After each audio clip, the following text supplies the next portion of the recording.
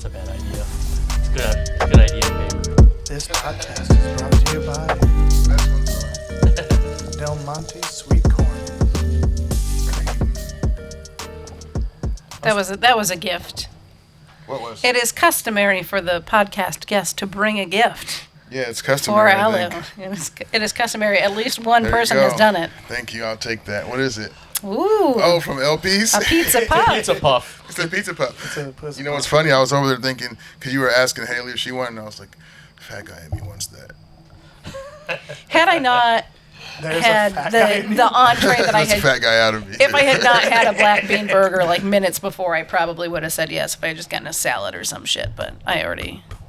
Well, now it's gifted to us in the green room, so we can split it some other time. Some other time. Yeah. We'll just keep it. We'll keep it in the fridge for next week and Yeah. see how it You holds have a up. microwave here? I'm surprised that grass is still alive. Do you water it? Not anymore. I threw away.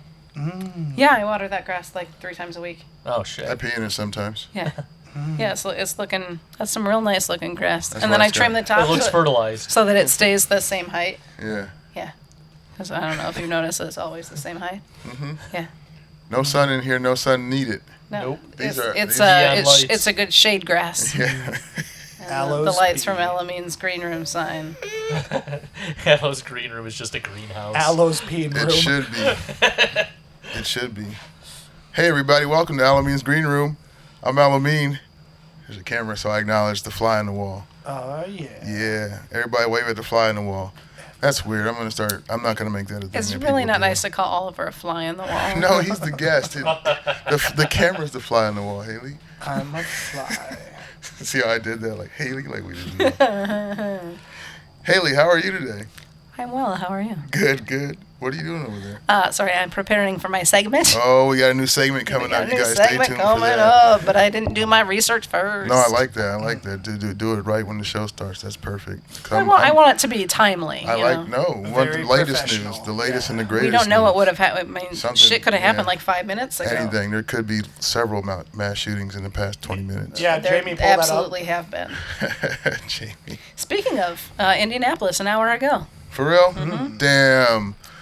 one Dutch soldier is dead. But this isn't the new segment. Go on. Do what Okay. you're doing. Thoughts and I'm prayers doing my to the thing. Dutch soldier. While you do that, I He's guess I'll dead, introduce so your T's and P's aren't going to do shit. his friends and family, maybe. We got Dustin in the green room. Yes. He's a regular. He's part of the show, I feel like, and it's like, sometimes he's not here, sometimes he is, but he's here now, and he's got a fucking awesome scar. Yeah, leave it up to you finally using the video. Yeah, and I got not a one scar out. yet. Yeah. Like, that's when I have the scars. Yeah. It's still just a wound right now. Here, can you turn your wound? I need more of your wound. No, this one, Not man. that wound. He doesn't Not know. just your face. There we go. Weirdo. It's something That's a badass look right there, man. For the audio-only listeners, Haley just took a picture Yeah. of the flesh wound. Yeah. And then we have another guest, first time in the green room, Oliver SchmitZ. Yeah. Everybody make some noise for him. I'm learning my drop buttons. I'm getting so much better at this. Did you I want have me 4 to buttons correct choose the from. pronunciation there? So it's Oliver SchmitZ. There's a Oh, there's did I a just TV. say Schmidt? You be all night. For real? I've only said your name 3 times tonight, right? How Something does like it that. look on? Oh no, it's very clear on the sign-up Is it sheet. It's not Schmitz? like that time. Oh, never mind. What did I do? I fucked up again? No, you didn't do it, but Oh. never mind. This is something I did. You looked at me. No, it was when I think it was when Jake Trumper hosted the first time, and somebody had like kind of scribbled their name down, and he thought it was something completely different than it was. But then when I looked at it, I was like, "Oh, it definitely looks like that's how you wrote it." But I can't remember who it was. Was it when I called him True Emperor? No, Okay. Brody put down Brody Stampert or something weird tonight. that was fun. I liked that. Yeah. It was his idea, and then I asked him about it, and he's like, "No, don't do it." I keep calling So I him did it anyway. Sanford, like, Sanford, Sanford and Son. Yeah. Angry spiders in my drain. Sorry, that's a callback Shout to out to Curtis. the Curtis Paris episode. Curtis Parrish Curtis episodes. Parrish episode, Yeah, but this which is was Oliver, called "Oh Shit the Bed." But Oliver we're here SchmitZ. with Oliver SchmitZ. Oliver Sorry. SchmitZ episode. Schmitz. You're more than one Schmidt, and I should respect that. Yeah, there's Yeah. more than one of us. Yeah. SchmitZ. Yeah. Welcome, man. Yeah. Thanks for coming. I like the way you're sitting. I don't even know if you're in frame, but can you see yourself? There's a whole lot of me in You're that. good? You're good? Okay. In that frame. We're good. Cool. No one's ever sat like that, and I like it because this way you can have more of a conversation. It's probably not comfortable. Yes, I like being able to see you, and now Yeah. that my mic is here, I can't lean forward Yeah. anymore, so I rely on the guest. You can disarm it. No. You like the free hand? Yep. You need it for the news now too. That's true. Yep. Yes, I Yeah. am an anchor now. Would you like a stand? Yeah, we could use a stand. We can but set you up with a stand next time. Next time we have a I stand don't know right where you here. put it. But Yeah, I put it over here. No, I clipped it to that we can table. clip it to the table. We had another stand for Dante when he was in here. He set it up. Yeah. I'd like to be able to just kind of lay back. But Yeah, chill out, you know. Yeah. The podcast I based this on was Matt and Shane's secret podcast. Very funny people, but they just hang out on the couch. But it's not a green room, but it's like, you know, people's apartments and shit. So Doesn't sound like a secret at all. yeah. Oh, it's definitely not a secret. It's the podcast that kind of got him, quote unquote, canceled, but also made his career better than it would have been, I think, from Saturday Night Live. Do you know that story? Yeah. So he's doing a lot of the red state rooms now, or Fuck, he's doing all the rooms and he's killing it. I mean, he's been on Rogan so many times. I feel like he's blown up bigger and known more, especially amongst real diehard comedy fans compared to people who just watch Saturday Night Live, which is probably more money, but I don't know. That might even be debatable too. Just Yeah. because, like maybe per appearance, but like in terms of like the amount of content they were responsible for each week. Yeah. Right, and who Yeah, knows but how the long he would have been on workload there Yeah, is and pretty he's doing. crazy. I mean, and then he put out his own shit that was Saturday Night Live-esque, his own sketch Sure. comedy, Gillian Keeves, I think it's called, which was funnier, I think, than anything they've done in the past 20, 30 years. But I'm just a dude. Who am I to judge? Lauren Michaels, if you want to hire me, I take it all back. I'm too old. Or sponsor this I'm podcast. too old to be on Saturday Night Live. This I don't do podcast any. brought to you by Lauren Michaels. I don't do any impersonations. Do you do any impersonations? Anybody? Sure you do. You do those kids at the mall. Kids in the mall. I mean, like, I think, yeah, that is true. Yeah, kind of. Yeah, that's an exaggeration of a situation. But Yeah, I mean, it's don't like having, nobody like, that- famous. Right. I can't even do the basic ones like Arnold or do your best Tom Hanks. Tom. I am Tom Hanks. Yeah, it's not even That's someone. very good. No one does Tom Hanks. Nobody ever does Tom Hanks. Yeah, it's weird. It's probably because it's too hard. He's just so. Well, when he gets excited, when he's angry in a movie, you could probably do Tom Yeah, Hanks. yeah. I don't know. What about you, Oliver? I You got might any not be a impersonations? smart man. That was the only Yeah, example I that's could what think of Tom everybody Hanks does, getting yeah. angry in a movie. Yeah, the Forrest Gump one is definitely a lot of people's go-to, which is just there's no tactful way to do it usually, because like you could be it's very doing the terrible. southern impersonation, but people are gonna think you're doing a different voice. Sure. Yeah. The only impersonations I can do are a very bad Schwarzenegger and just the indiscriminate just noises that he makes, Just the and then I can't even do that. Adam Sandler singing the song "Blue" by Eiffel 65. Is that what you're just doing over there at LP's? Yeah, because it came up earlier when we were grabbing food before this that, like, for the first, like, 5 years that I had heard that song, because I heard it, like, just in elementary, I think, for some reason, my brain... Soul. Right. My brain just thought that it was by Adam Sandler, because it kind of sounds like his voice at the beginning, where it's just like, "You're listening up, here's the story about a little guy who lives in a blue world." And I thought that was Adam Sandler. I can see that, And, kind of. yeah, I thought that was like a kind of gimmicky, whatever song, and it made it a lot less good when I found out that he had nothing to do with that song. Oh, you found out that song just sucks. Okay.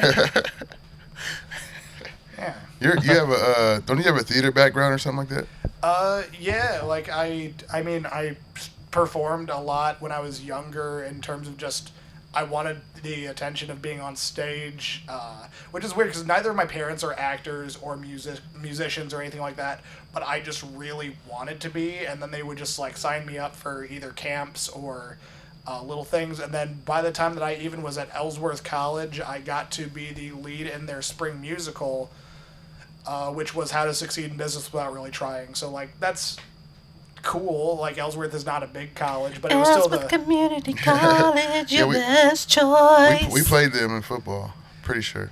Oh, where'd you go? Iowa Central. Iowa Central. Yeah. Yeah, we're both Tritons up in this joint. Yep. I remember we played. Call us for your Distinguished Alumni Awards. Yes, anytime now. The only teams that I remember playing were Central and Simpson College, because I was on the JV team. Like, because again, I was on the football team. I don't know if I said that or not. No, we were talking about plays. But we were talking about plays. Yeah, I went. Are you sure you weren't just playing a football player in a stage production? Yeah, I got really into that part. No, I just wore the costume around all year long. No, I went to Ellsworth because I wanted to Uniform. keep playing football outside of high school because I was a jock back then. I liked music, I liked performing, but football was kind of my number one thing. Like, I wanted to continue that. I got just a mild, like, $500 scholarship to go play at Ellsworth. Ellsworth is a community college, but you guys played Simpson. That's weird. Because they're like a 4-year, just like D3 college. We played some of, like, the lower, like, not, like, lower ranked or, like, the lower tiers or whatever. So, like, we would play JUCO, but also, like... Yeah, D4 or D3, whatever the name is. I don't claim to remember a whole lot of that because it was a long time ago and I was not paying that much attention. And you played football, so you've you had a probably got bunch of CTE. concussions. Yeah. No, I took pretty good care of my noggin. What'd you play? In high school, I was a lineman, and then so I was a center for a long time, then a guard when my speed became an asset because I also was not the biggest guy. It was cool back when being too small was a problem because now, like, I'm a large man. And then when I got to Ellsworth, you know, it wasn't cute being a 200-pound lineman anymore, so I switched over to tight end because that was going to be a little bit more in line, but I'm also only 6 foot tall, like, when I do a good stretch in the morning. No, I'm, like, right at 6 foot. Like, on a day where I'm slumping, I'm creeping back down to 5'11" and change, so... Yeah, so with that, I was just a blocking tight end because I never had any... No hands? I got good hands, but there's also more to it because, like, when somebody can just catch a ball, there's a lot more that goes into it with route running and footwork and stuff like that, where it was just a whole different skill set that I had never worked on. And, like, yeah, I could catch a ball or, away from my body, in my body. Just a completely different skill set, though. And then... because I happened to be a part of the choir at the time because I was coming out of high school, and when you're in high school, a lot of people will be a 3-sport athlete and in the choir and in the plays. So I was doing that my freshman year of college, and when we were doing some warm-ups, it was a very small choir at Ellsworth, and when they heard me doing the warm-ups, they were like, oh, this tenor actually has a tenor range. Like, he's not needing to go into the head voice for, just a high... something higher than a C. So they, I was put as a tenor, and I was not asked if I wanted to be the lead in the musical or if I wanted to try out.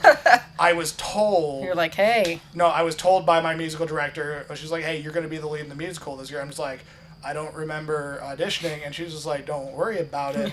Wow. And I didn't know. Discovered. Yeah. At Ellsworth College. My picture apparently is still there because I've gotten, like younger, or friends of mine's younger brothers would like go and they would do like a tour at Ellsworth to see if they wanted to go there. What are they called? Orientations or just little tours. Campus visits. Yeah. Campus visit, and they still see my picture or whatever in the theater area. It's not like the one picture of you as Willie Loman. Oh, sorry. You said How to Succeed in Business, not Death of a Salesman. My bad. So yeah, it's what was not the like the character's one name in that one? J. Pierpont Finch. Whoa. Yeah, it's. Is he a Frenchman? No, it's just supposed to be like a fancy, like old timey name back when like your last name meant like your Vanderbilts and your who are you have a favorite, like Rockefellers, like the fancy you, names. It's actually a very, very good, very clever musical. Like, I had never heard about it, but like the script is actually very brilliant. Like, every other line, there is a very, very subtle, very, very funny thing about it. Where what's your favorite line? Oh God. Musical or spoken? God, you're asking from a musical that I have not been associated with for 8 years. Also, I hate musicals, but I'm asking.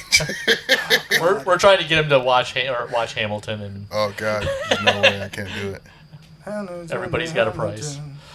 That's from Hamilton. My name is Alexander Hamilton. Oh God, you would have seen fucking Hamilton several times. You brought this on yourself. I know, right? Oh God, Do you know Hamilton? Can you do Yes. Hamilton for me right now? Oh, I can sing the whole thing for you from Can you start to both finish. do Yeah, it? we're not doing Hamilton today, but we can. We should stage Hamilton. Haley, you and just me, for let's me. stage Hamilton. Haley, like we should just like make up our own musical to try to trick him. Yeah, I wouldn't know. That's true. He would wouldn't have know. no idea. Yeah. I am Hamilton. Like you beatbox, and I'll be like, and Peggy. But yeah, so it's cool because I've just I did a lot of things in college that were, I don't know if productive, but I got like a wide range of knowledge or skills from it. So Sure. And you went to, didn't you transfer or go to another school? Didn't you go to UNI? I was collecting student IDs for a few years. I went from Ellsworth and here's the thing, I was stuck up and I needed to be humbled. I was talking earlier about like when we were grabbing food. Your 20s should humble you. You should walk in thinking you know everything, and then by 30 go, oh shit. This was sage advice that you gave to young Ben Woodfield, There's no humbling that guy. who could really use it. I ain't touching that. Ben's not arrogant. He's just oblivious. Yes, exactly. But I left Ellsworth even though I was happy and successful with the music program and the football program was going You well. succeeded in a musical without even really trying. That's really Yeah, good. Okay. that is actually the funny. the That's very title good. was just so apt.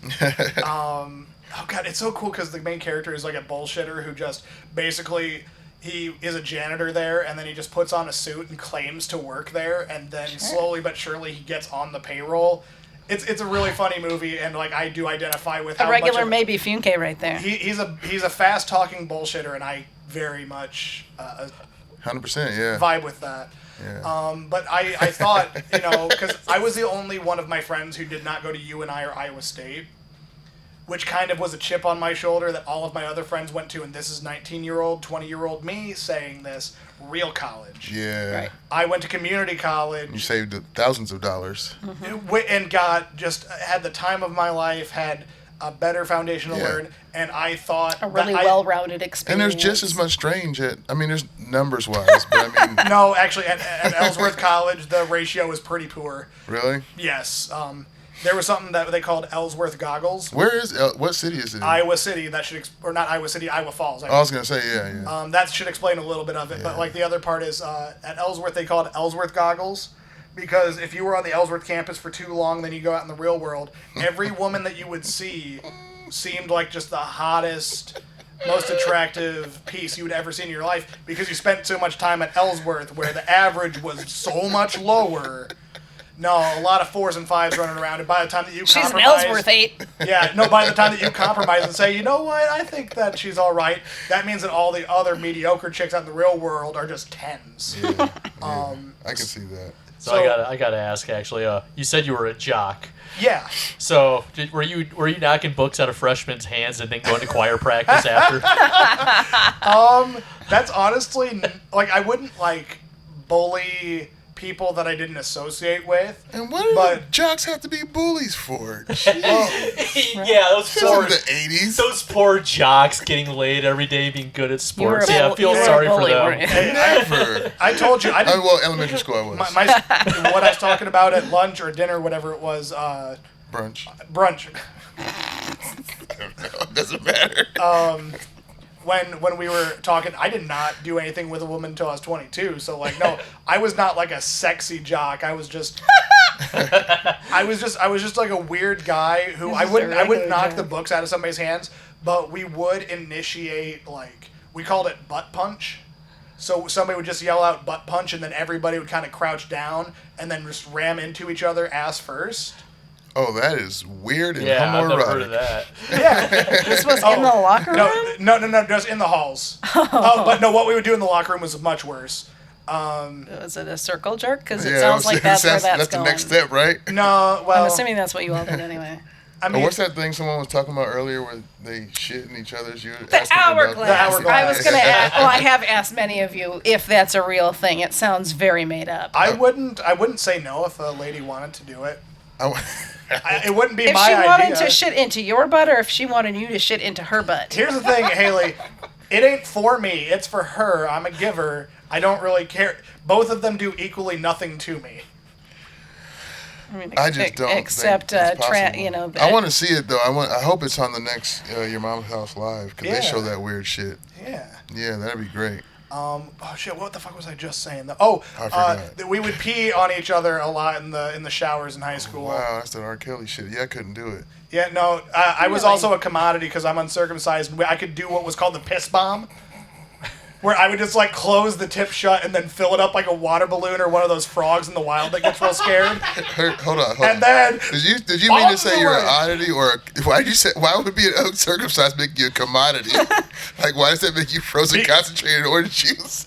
Because there weren't that many of them. Like you were, yes, you we were rare. You were We in were rare. demand. Yes, You were in you were the demand? unicorn of us uncuts as they called them People on the want battlefield. that? In the piss war battlefield. On the piss battlefield. I got you. Because again, we could do the pee bomb. Everybody else could only just kind of do like a little Gatling, but we could just straight up airdrop. Oh my god. Yeah. I got real acquainted with climbing over or under a stall while somebody was pooping so that way I could get inside, unlock the door from the inside, and then we'd all just pile in and watch somebody poop. Oh my god, you guys did weird stuff. So when you ask, was I a bully? It kind of sounds like it, but I wouldn't do that to people that, were like being traumatized. It was us messing with our own friend group. That's most bullying. That's how it usually happens, especially as I remember, like in high school jocks, it would always be different football players picking on different football players, or else different age, grade levels. Because if somebody was ever bullied, I'm not going to, like, invalidate their experience, but, like, what we were doing was gross, dumb guy stuff, but, like, we also kind of we knew where each other's boundaries were. And if somebody didn't like that, then they would just be excluded from our reindeer games. Like, we'd be doing naked handstands in the locker room, and they would just have to sit and, I guess, watch instead of joining in. I'm just gonna say you guys' bullying was so gay. It was, but really in just a very gay way. Like that's not derogatory. Just everything you were doing was so gay. It was super homoerotic. Yeah, as I say, it wasn't. Like, and sometimes we just gave each other blowjobs. Like, yeah, I remember. Just to razz, just tease you. Isn't this so funny, guys? Like, I made you come. ew. It's disgusting, but hilarious. Yeah. So then what? So how'd you get into comedy? Well, once you've shown your dick to that many people, you just stop caring. Right. Once you've been peed on enough. So I got into comedy because I'd always really wanted to be. It kind of goes to the theater thing in terms of just like I wanted to perform. And also I really liked how it made me feel when I would make other people laugh. I don't think that's like reinventing the wheel. I think that everybody starts being funny because it feels really good, especially like when you're in elementary, because I was the class clown when I graduated. I had always been known as the funny kid. When my teachers hear, oh, what do you do now? Oh, you're a stand-up comic? That makes sense, is always what they say. They're like, I can see it, that makes sense. I'm like, okay, that's a bit of a burn, really, but so girls that I liked, it was awesome being able to make them laugh, and it kind of just spawned from that a little bit. Or just like I really admired Whose Line Is It Anyway, or comedies. It was just like my favorite genre. So like by the time that I learned what stand-up comedy was, and I got my first stand-up comedy album, which was Dimitri Martin's These Are Jokes. Yeah. As a CD. It's funny, dude. Yeah, so like my humor was very like wordplay, kind of clever stuff, and then it's kind of changed and evolved. I got up on stage one time my freshman year of college as a bucket list thing, and it was just a regular open mic. It wasn't a comedy open mic, so there was white dude with guitar, poet, rapper, comedian. God, I went to one in Iowa City, and there was a girl singing about letting Jesus inside her. And I was like, I'm not going to get up after this. Well, no, because I was I think fifth up, and the gal right before me. I wonder if Jesus piss bombed her. Jesus is nasty, dude. He got down. I got you something to think about. No, so Just kidding. He was Jewish. He was circumcised. True, yeah.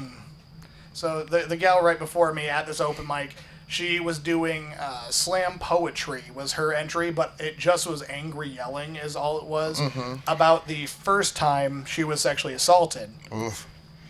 Oh boy. Yeah, which again, it was beautiful. It was therapeutic. She didn't do a bad job. Again, it was very uncomfortable, but that's part of her process, her healing, her journey. And then next up is Oliver SchmitZ. Sure, that's a tough thing to go up and just be. That is the funny So rape him, jovial am I guy. right? No, don't say That'd be the worst thing you could say. Oh God! So that is the fire that I was forged in on that day. I didn't touch comedy for a while. After that, Yeah, and it wasn't anything to do with the experience. It just never lined up because I didn't have a car.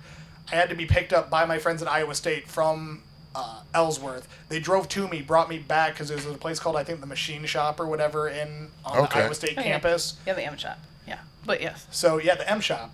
So that's where it was, and then for several years later. Maintenance shop. Oh, gotcha. So when my ex and I broke up, I had all this time on my hands, and I just started needing things on in my apartment, and I was kind of tired of music, so I had a bunch of stand-up comedy just always on my Spotify, just going, and then Kyle Kinane's ending bit on his I Liked His Old Stuff Better album just always cracked me up. It was like a life-saving bit. It's hilarious. I would recommend checking it out. And then it just kind of got me back into writing or back into storytelling to where there was just an open mic that I didn't even know about, didn't know that comedy was happening in my area whatsoever.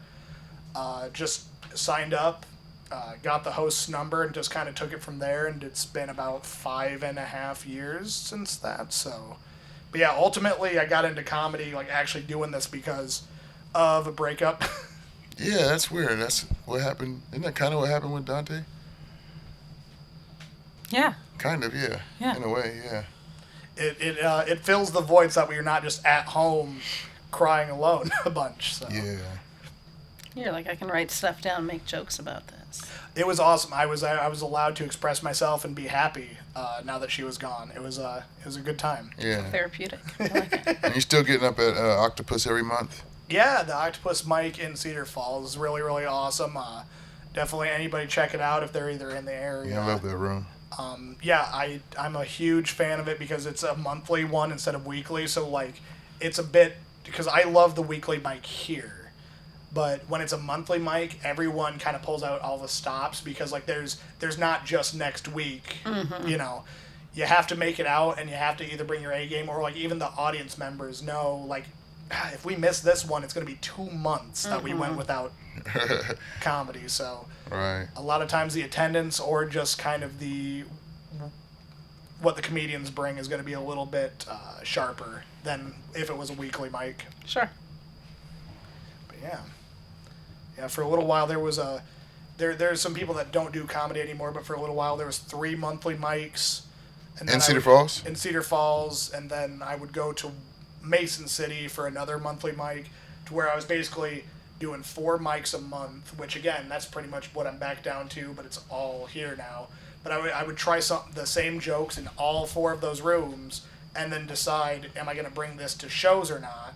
Yeah. It was cool getting to see it do 4 separate rooms, and by that 4th time, I had either worked on it well.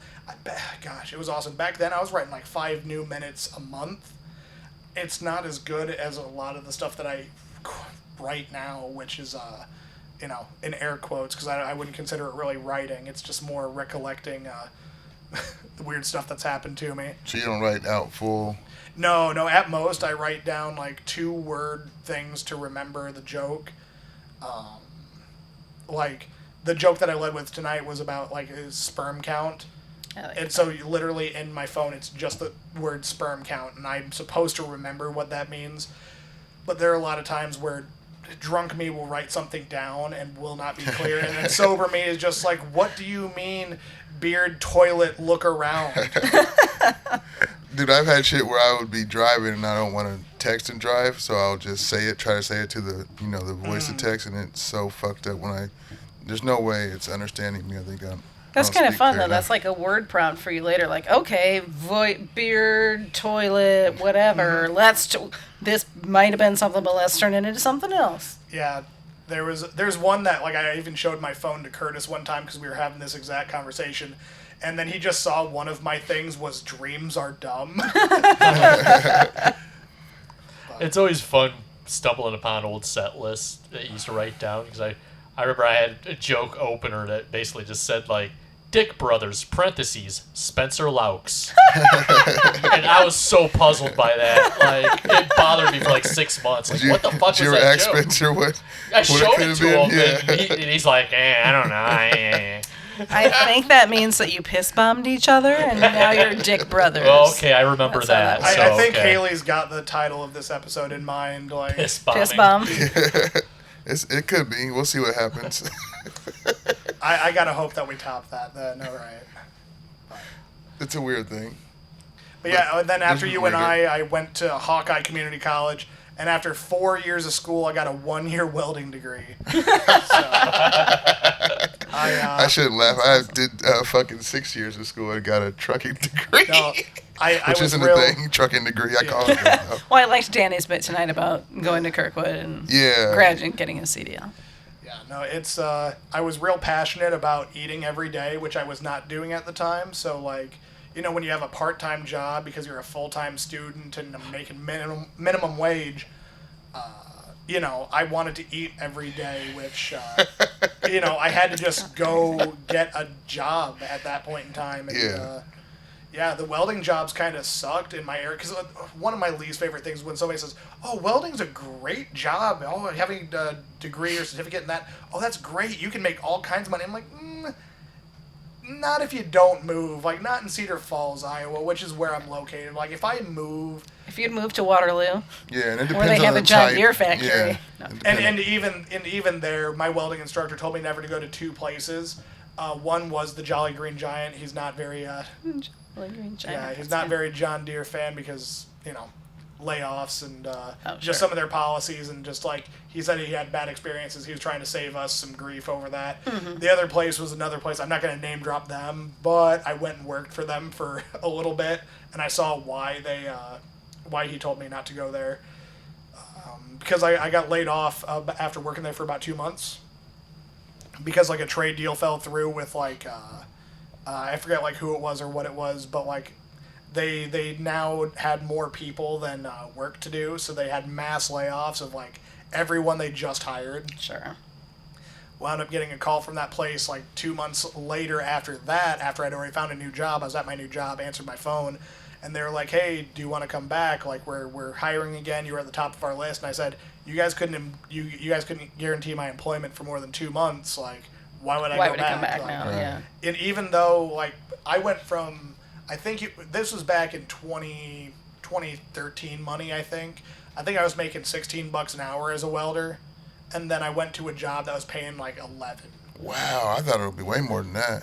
That's what I'm saying. Like, a lot of people have this impression that like, Yeah. no, and it was pretty standard. A lot of places were paying like 15, 16, depending on like maybe your shift. Like if you're working second shift, they'd add a premium, but like There's and different levels and there's so many different kinds of welding, I feel like, too. If you go unionized, there's like some different things, but also 90% of the time it felt like the benefits were dog shit. And I don't know if there's going to be like some interaction with like listeners, if there's like a comment feed or like somebody might try to correct me, but my experience was the benefits were awful. The pay was just completely lowballing.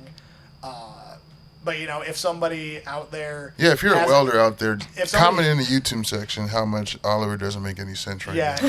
if somebody had a different And experience, sponsor our podcast. yeah, if somebody had a different experience, like, good for you, because like I guess it's just not the reality for the side of it that I saw. Yeah. And also remembering, I guess, the market that I was in. That's what it's I all looked about, up. yeah. I looked up the best welding jobs, even the laser welding places and everything like that.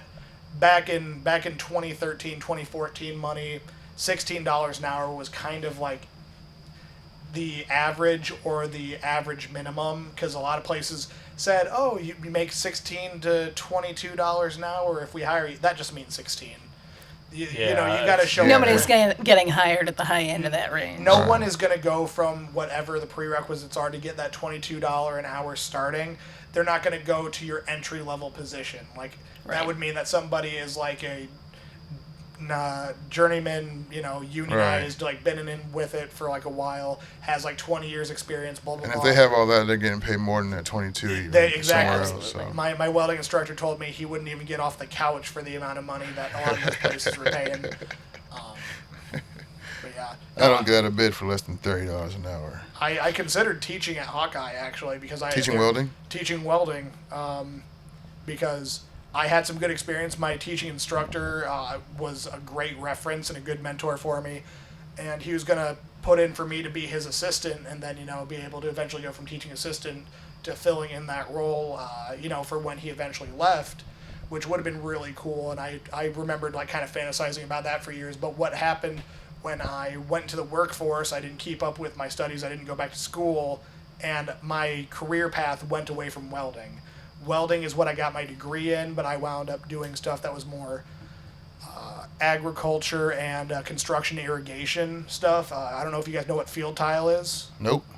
It surprised me because you're a truck driver, because you do know what field tile is. I'm a farm kid. Oh, that's fair. So I was at a place that made and distributed farm tile, which is not welding whatsoever. I would just walk around in our truck yard and be like, that looks like hammered dog shit. But that was about the extent of me still using my my welding knowledge. My career just took a different path away from it. And some people would ask, does it feel like you wasted any time in welding school? And I was like, no, because I needed to get a degree to feel like I did not completely just wash out and drop out of college. Sure. Even though I, took the longest So what's route field possible. tile? Oh, so field tile, it's plastic tubing that they use to irrigate or move water from one place to another. Yeah, so it's used for drainage a lot. Where if you have water, an area of that always has a lot of standing water, then they'll drain it or they'll put in tiles so that it drains elsewhere. Yeah, a lot of farmland and a lot of construction sites use it. What's it got to do with trucking? That's what you dig around. Because how do you get it from A to B, Aloe? Oh, you mean moving the actual field tile? Man, what do you do in your truck? I mean, I haul furniture. That's fair. Okay, well. Because we would do it on slant decks, flatbeds, van trailers. Your furniture ain't gonna move itself, is it? Yeah. Sorry. But yeah, no, that's I forgot what I was even saying in the middle of saying. But I had to go get a degree, and then I also had to get some actual experience because I didn't know how to do anything at 22. I did not know if I would have gotten a job as a cook or even doing anything at I wouldn't have known how to do it, and I was convinced at the time that learning on the job was not something that I could do because I'm not a fast learner. I'm a good learner, not a fast learner. So when I did the welding program, my welding instructor told me he thought that I was going to drop after the first 2 weeks because I was just this wide-eyed, scared white kid. He told me that there were a lot of times where it was very clear that I was just very nervous about everything that I was doing. The loud noises in the weld shop. Very out of my element. But no, every time that I would strike an arc or whatever and start welding with the fire and all that cool stuff, the molten metal. It was really interesting for me to go from not knowing anything about the welding process, and I'd never been in the same room as a welding thing. The only reason I entered the program is because I heard it was a good job. Yeah. Oh, sure. I had no prerequisites of I used to do this back on Meemaw's farm. I know my way around a welder a little bit. I went in. Imagine the thing that you know the least about in the world. That was me in welding. Yeah, that was me in trucking. And then, all right, I guess I drove cars. That's half the battle. Yeah, that's more. Yeah, that's closer than. Because that's more than what I had for welding. Because I went in. My instructor thought that I was going to drop the class, but I told him that's just not an option. Did you ever use a hot glue gun before? Finish this. No, I had never used a hot glue gun. Not even a caulk gun. No soldering. No, I went in completely. And then by the time that I graduated from the class, I had the best test scores because we had in class and we had lab time. So I had one of the top 3 scores for the actual welding projects, and then in terms of the knowledge part of it, top of the class. So I went from being somebody he thought that it was either going to quit or flunk out to that level, which was something that I was very proud of because literally for the rest of my life, even though I haven't done welding, what I learned in that class was I can start something brand new. I can do it. I don't know it now, but I will know it. Mm-hmm. I can learn new things. At my job, I had to learn how to drive stick on the job, and then also haul trailers around the yard because it was a truck yard where don't need a CDL just to drive on private property. But yeah, I had to learn how to hook up and detach truck trailers, drive with stick, drive with a 53-foot trailer behind, back up a 53-foot trailer into a very particular space or up to a dock. So if you ever wanted to do that, you'd already have a leg up. And I would already have a leg up, but like I had to learn all that on the job site. If you had asked me a year before that, hey, could you do this job? My answer would have been, hell no, I don't know anything about semis. So that's going to give you a lot of confidence. So it gave me the confidence. It was kind of like the Wizard of Oz. Like I got this, the degree was just something that symbolized that I could do it, or I had the brain. Yeah, I had the brain all along. But yeah, it was really cool because like even though I've changed my career now, I think that this is like the third time I've changed like my professional direction. I went from truck yard to warehouse in a completely different company. Yeah, and then one day you just had a bank, which is crazy. Yeah. Now I deal with I'm a loan advisor now, which is a relatively recent promotion. So that's something that like every time that I've changed my career path drastically, I'm like, I've picked something from scratch before, so why not start over? Yeah, I can do this. It's something I'm comfortable with now, and that's what I learned in that year was, I can do it. That's all half the battle to anything is believing that you can fucking do it. I feel like. Yep. Oh, for sure. And I did not have any faith or confidence in myself at 21, 22. Like, again, I thought that I needed experience in something to start somewhere. Yeah. Which... in the professional world, I have found out, nope, you can learn on the job, or even if you have experience, they will teach you the way that they do. Yeah, it's always a little different. That's why college, I feel like, is a lot of bullshit for the most part. Mm-hmm. Yeah. Speaking of college, I'm pretty psyched about potentially my student loans going away or being forgiven. Like nice. That's relatively recent, because my mom is very Republican. She won't listen to this, so I can talk shit. My mom is very Republican, and I just messaged her, I think, last week. I'm like, it'd be really cool if, like, $10,000 just, like, was forgiven on my student loans, huh? And then she's like, what do you mean? And then I sent her a screenshot of, like, the announcements of, like, Biden announcing student debt relief plan or whatever. And she was just trying to talk negative about her. She was just trying to be like, well, be careful, like, what you believe, or be careful about this, or this, or, like... And I was just like, let it kind of go, or I think I might have antagonized her a little bit about it. I don't remember. She a Trump Republican or just a Republican? She's a Trump-publican. Wow. Is your mom's name Carol? No, but... She sounds like a Carol. Sounds like a Carol. What does a Carol look like? Well, there are good Carols and there are bad Carol. Like, I have an Aunt Carol who's amazing, Carol but then there are the iffy kind. That's kind of almost a Karen. I argue with my parents nonstop when they live in South Carolina now.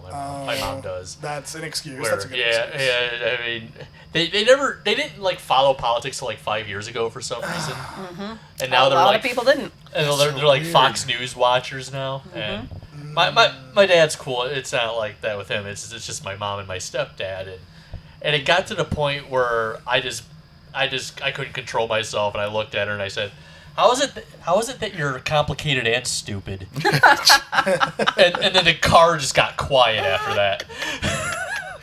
Cleared the room, cleared the car, put everybody stuck in there. Yeah, it was a long ride home. And then I asked my mom, I'm like, Mom, what's a Pell Grant, and did I have any? And she told me it's like a $500 grant that you don't need if you have like financial hardship or just like you fall below a certain line. You usually don't have to pay them back. And then she's like, yeah, that's like what it is. And you got one every single semester. Like we applied. So those are government handouts that she was okay with. Well, and then also, if you were qualified for Pell Grants, it's $20,000 instead of $10,000 that your student loans get forgiven. Oh shit! So then I replied back with on like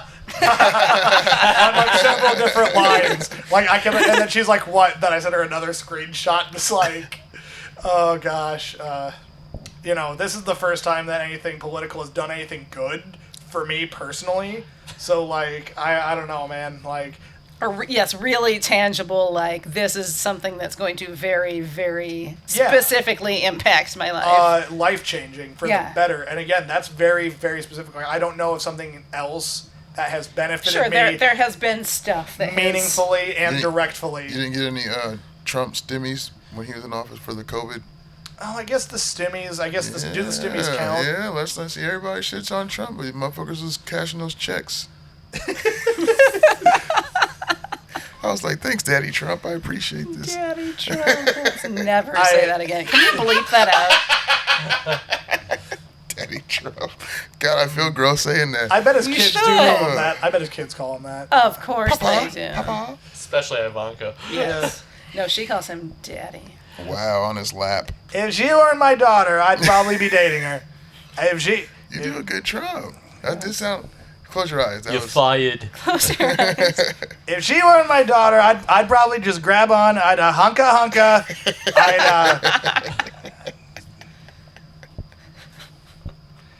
Somebody told me the best way to do a Trump impression. He's always out of breath at the end of every sentence, and so if you can get that, you're most of the way there. Oh, that's a good. I have purposely not listened to him speak in so long. Though. I miss I him, know what dude. his voice Oh, sounds shut like, but the I don't fuck want you. to. I fucking kind of miss him. He was fun. Biden's He was like, fun? oh. Biden's like, can you watch? I can't watch Biden. You know what? Biden's You gonna don't die have in to watch. office, I Yeah, think. it's so Aloe, sad. I mean, you don't have to watch Biden. That's the best part. Yeah, they don't like Yes, to I will don't him have out to there. worry. No. I don't have to worry about the world imploding every No. day, so I don't have to listen. I was to gonna Joe say- Biden That still every might day. happen. When Trump was in office, it's because going I to. said, hey, isn't it awesome that we, like, I was talking to a friend, I said, isn't it awesome that we don't have to follow politics at all anymore because it's not shoved in our faces because there's not some either crisis or just Yes. like, because it was invading every single sect of our lives. Well, yeah, he wanted Every it day to. is not a fucking No, catastrophe. every day anymore. I Of would course wake it up did. and be like, what the fuck did, what did he say? Yes, what happened overnight? What happened in the last? He's been awake for 4 hours longer than I have. Yeah. What's he Oh, been saying God. on Twitter? Who's he, He like played getting the in a war media like with a today? fiddle. He absolutely did. I was walking and I thought the other day, I'm pretty sure women have too many rights in this country. That's true. We do. Make it. That's pretty good. Are you allowed to vote yet? I haven't been paying attention. I don't think so. Okay. Not Haley probably gets should 2 vote. votes. What are you talking? But no, I mean honestly, since Can the you most do recent, a set at open mic just as Trump? That'd be great. Just try to do a whole. Gotta get his hair do down your and everything. material, but no, just Trumpify it though. Your material, but like I don't know, the voice, but then also what he would say, which is something. Yeah, like fucked up. take your jokes and then do it in the way that if Donald Trump were Yeah. to. So like your pizza going in the oven joke is the only one I can think of Oh, right the- now, and I'm trying to think of a way to Trumpify that, and I can't.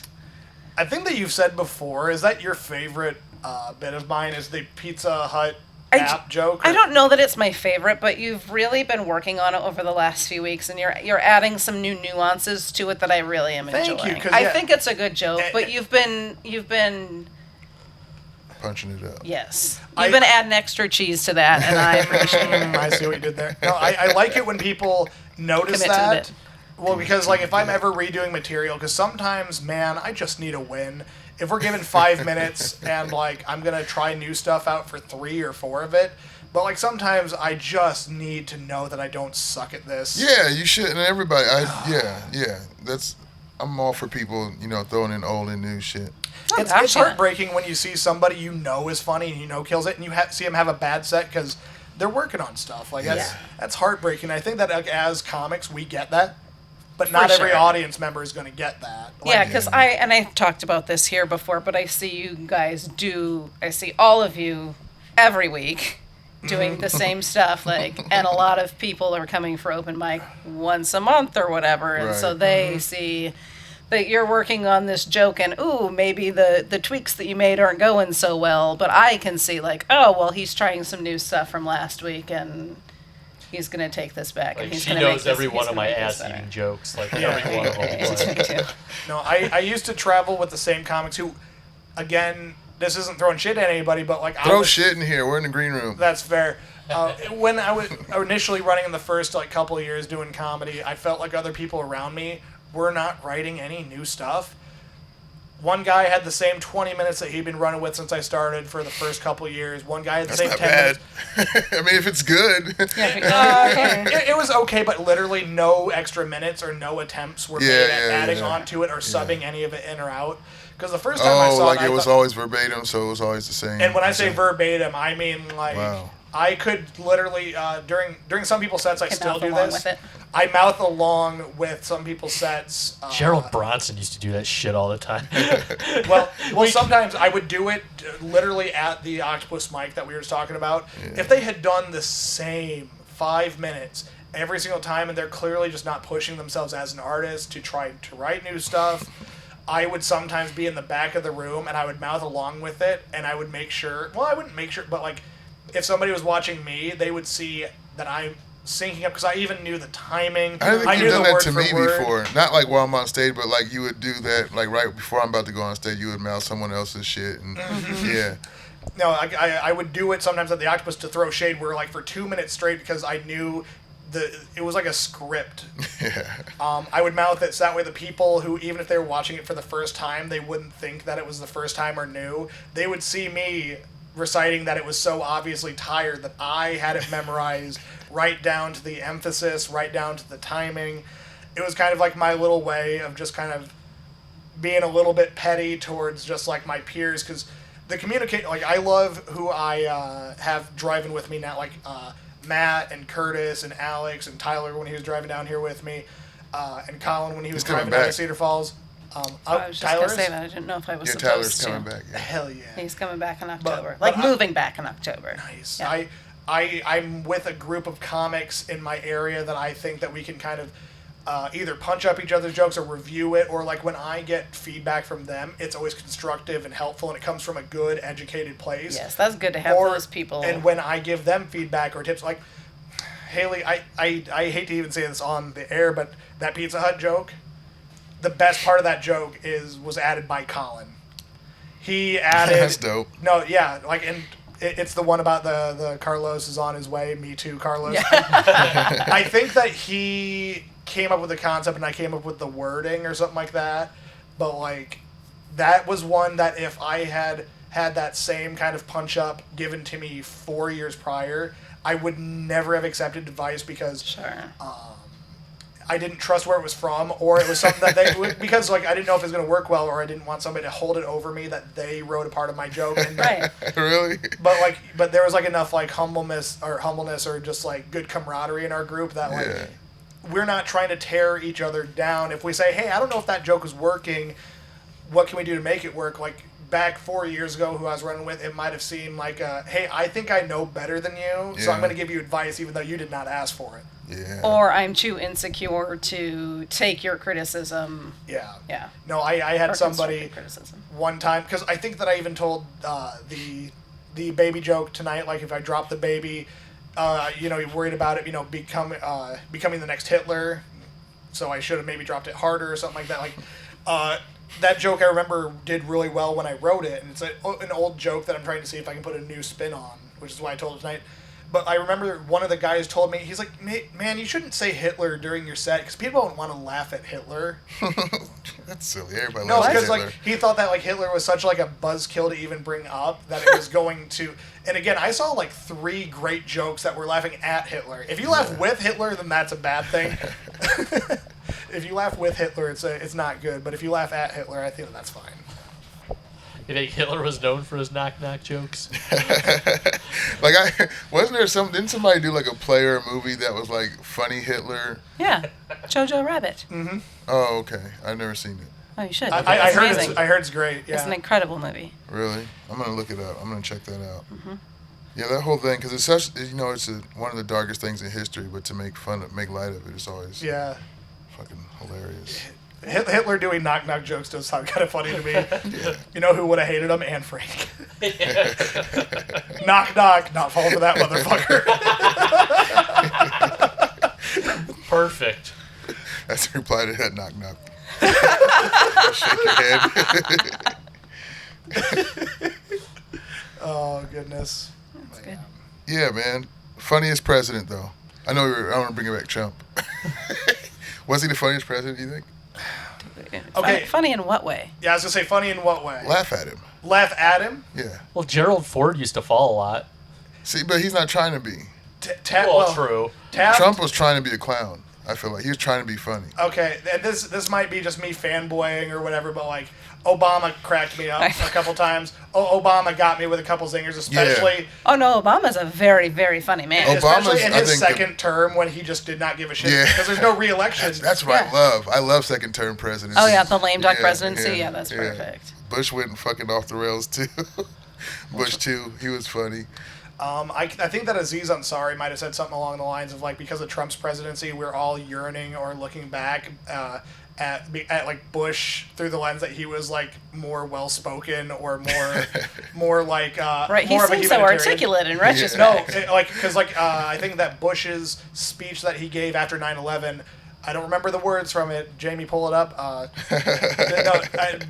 It was along the lines of like, not all Middle Easterners are like this. This is like a small group that happens to be from there. This is not indicative or representative of them or their culture or their religion. Meanwhile, his Bush supporters said were like, that. la, la, la, la, la. Yeah, no, it's like Bush said that, and then, like 10 years later, they're coming for us. They're all, it's every single one of They them. don't send the good ones over. That was a really good impression. Yeah. I don't want to be good at that, is the thing. Why not, man? It's a good one. Because I feel like I'll just like start like werewolfing, just like, oh You no, think you're my gonna, hair. it's gonna become a supporter? No, it's gonna be like the Santa Claus, where it's like every day it's like a new thing. Why are my hands so small? Oh no!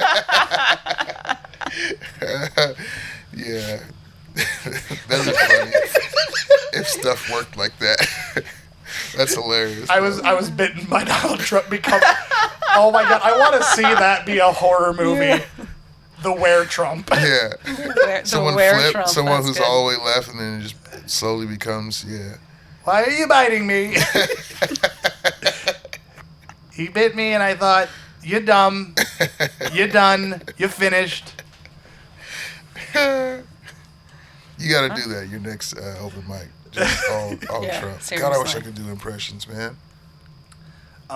You just gotta try, and Yeah, you got to really hone in on one thing and just do nothing but that Practice, for a while. practice, Just practice. annoy the shit out of your wife for the Yeah. next until baby She would Haley is stab me. born. She- Just the next few months. She would Like stab me if I do an did impression of your wife. Trump. that is a terrible idea, and you should That's never the, do yeah, it. that's the worst idea ever. Mhm, I yeah. do, though, Oh. just for her, and she doesn't like when I No, do her yeah, we voice. do that too. Like, Yeah. I'm Haley, and I'm Travis, and I do whatever. Yeah, so. I usually get a dumb voice.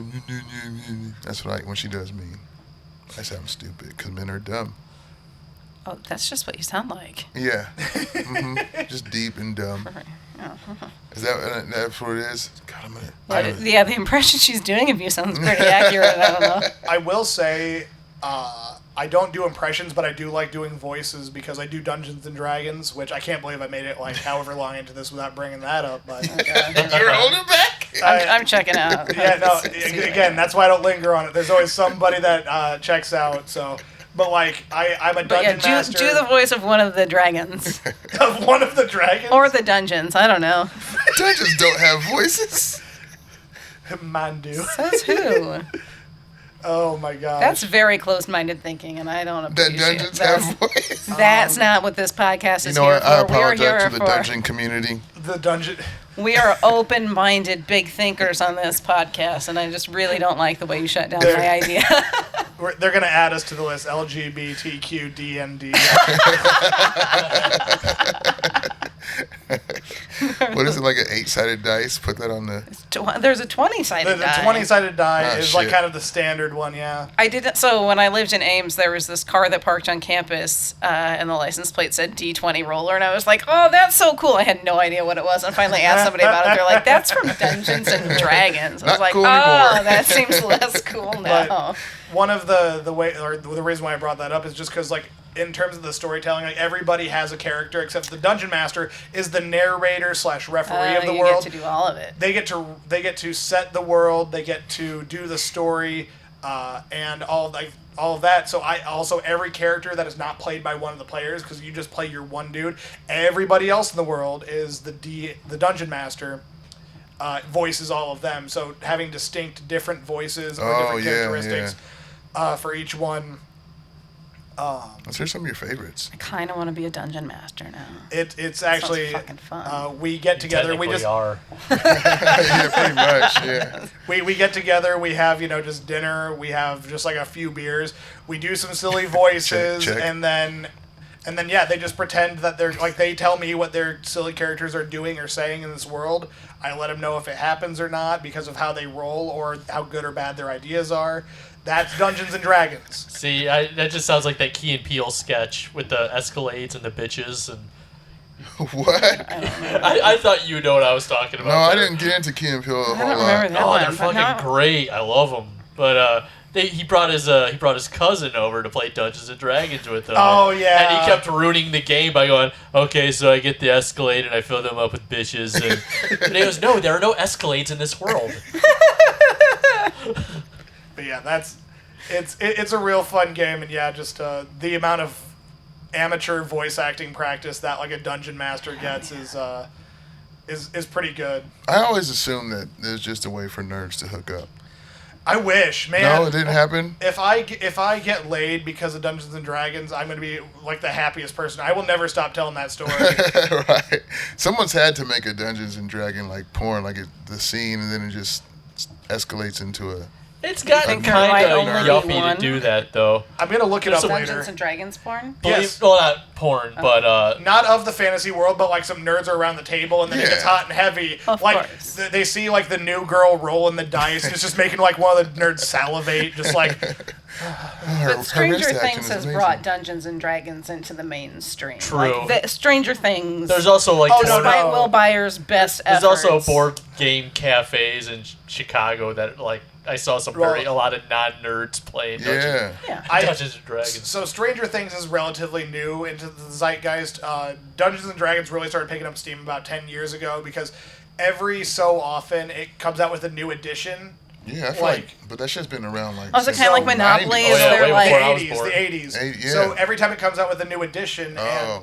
and so like first edition, second edition, third edition, like it has like a different set of rules to make it so that way it's not literally the same game. Yeah. And then 5th edition, which is what came out about 10 years ago, the rules are way simpler and much more new, person-friendly. Approachable. Because what the big thing was is if you didn't know how to play, you needed somebody who was nerdy as shit and experienced to teach you. And, like, nobody likes dealing with those people. Yeah, because they're probably condescending. Yeah, well, and it was a huge gatekeeping thing. So they simplified it, and which let it be much more approachable and accessible. So yeah, that's about 2012 is I think when 5e came out, and that's when a lot of people who were like, "Man, I've always been curious, but it seems like a hard game to get into if you don't know a guy, and nobody wants to know that guy." Like I remember in college, some of my choir mates.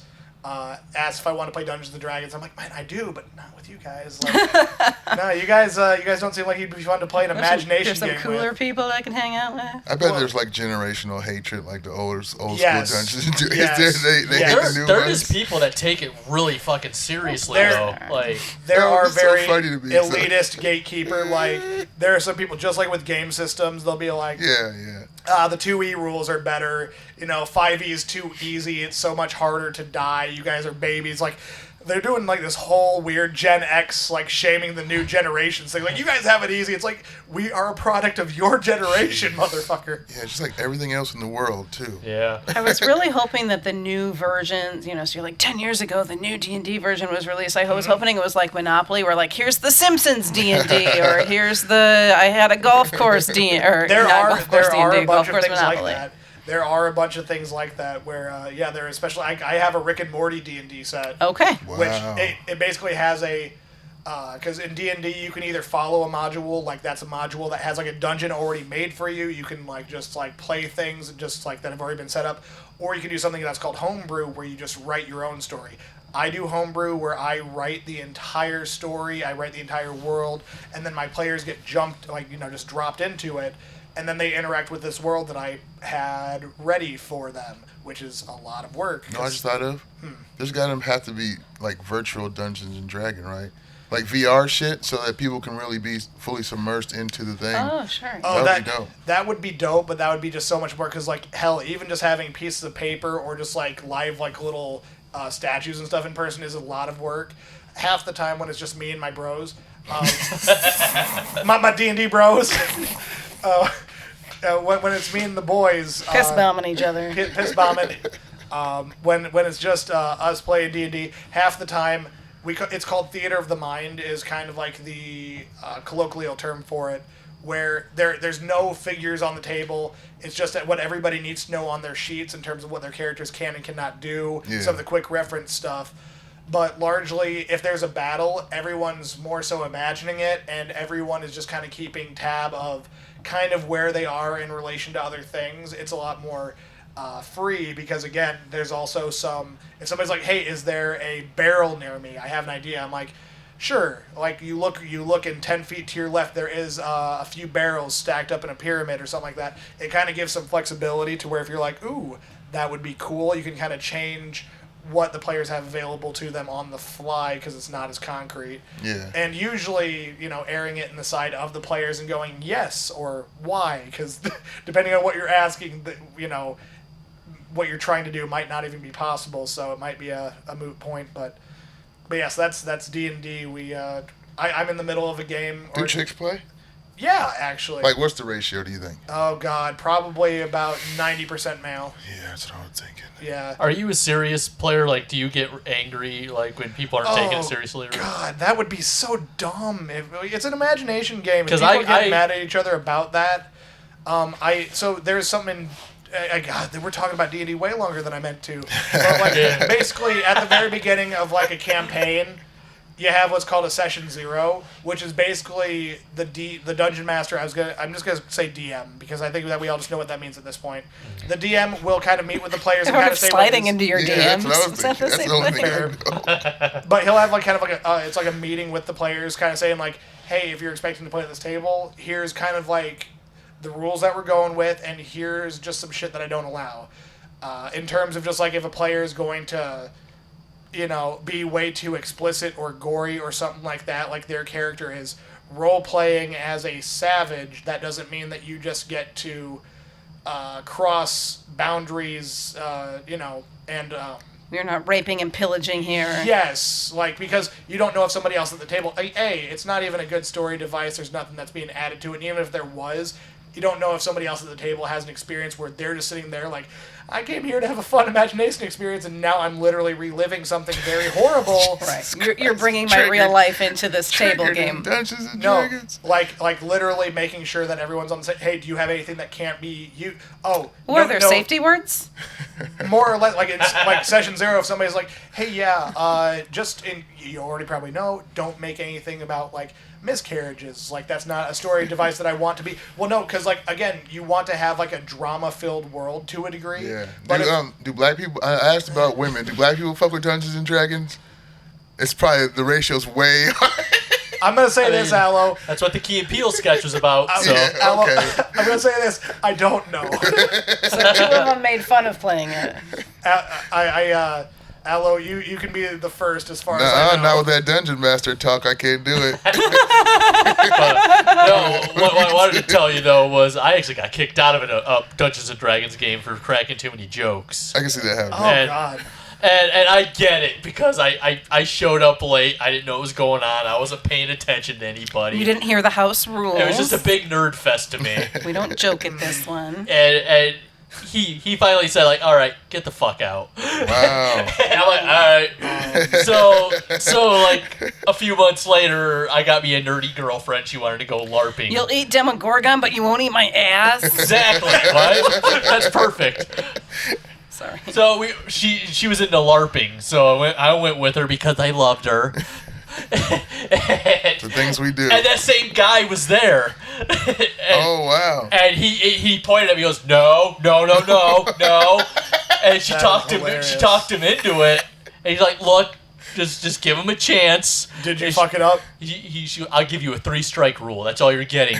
Oh yeah, I fucked it up. We were there an hour. Hell yeah. Well, here's the thing though. We weren't really LARPing. We were doing the fun LARPing. We were doing some human chessboard bullshit. Okay, now I'm glad we got the camera. It was not until right now. You know, what, it'd be jabbing?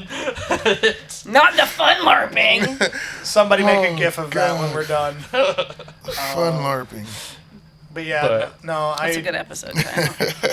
No, I can't imagine kicking somebody out because they're making jokes or having fun. If it's like literally a problem where nobody else can have any fun because the one person keeps on trying to get themselves over, but I don't know, man. A lot of fun haters in D&D. Is that where I kind of agree with them. Just you know. I was being obnoxious. Well, I mean, I've been around people who were obnoxious. The first time that I played was at a nerd convention. It was the Anime Iowa in Coralville 5 years ago. And there was one dude who, in battle, he was just like, every turn for battle, because it's kind of turn-based. You say what you want to do in battle. You roll to see if you succeed or fail. It goes to the next person. They take their turn because you can't just do everything at once. Now, that's about fucking, though. So The anime convention that they had in Coralville, I was a taxi driver, and those people were they loose. doing shit in the back of your cab? Sometimes, and they were, a lot of them were there to just fuck and, furries and stuff. You mind your goddamn business. And all the cosplays, yeah. It's awesome. Are you a furry? What? Well, I don't see how that's... I get to use a furry, sorry. Yeah, for sure. No, I definitely am. I talked to a furry. When I was at Tee's. You still got her number? No. But okay, so some people they'll hear furry and they'll immediately jump to the mascot suits and shit. I'm not into that. Okay. Just but really hairy women. What? Sorry. No. I mean, I ain't gonna hate. You like armpit hair? I'd prefer if they didn't, but I'm not gonna, I'm not gonna tell them. I go. Bleh. That's right. I'll take that shit to my grave. You're better than me for not doing that. So go back to what you were saying. Yeah. No. If they just want to have a pair of ears and or a tail, I'm down with that. Yeah, 100%. No, that's some neat that shit. seems cute and fun. Yeah. Yes, it. See, furries. Well, I mean, that's kind of furry light. Yeah, there's different levels to everything. There are different levels of everything. Yeah. So That's true, yes. I will say, I'm not trying to kink shame. But anybody, I will say because some people are like, oh, I could do this. It doesn't bother me. I'm into the put them on. Put on the bunny costume. Do it. Yeah, that's why. The guy I knew, he said it's not about sex. He was trying to tell me that it's not about sexual stuff. And they a lot of the true furries don't even like people who are about the sexual stuff. But I'm like, yeah, right, dude. There's probably some truth to that, but a lot of people are going to claim that that's kind of the community that they're for. Right. It's like the people who read Playboy for the articles. I those was people just going to make that exact analogy. Those people exist, but that's not. They do. Is Playboy still a thing? I think so, but I think that they don't have the nude models anymore. What? That lasted a month. Oh, really? Yeah.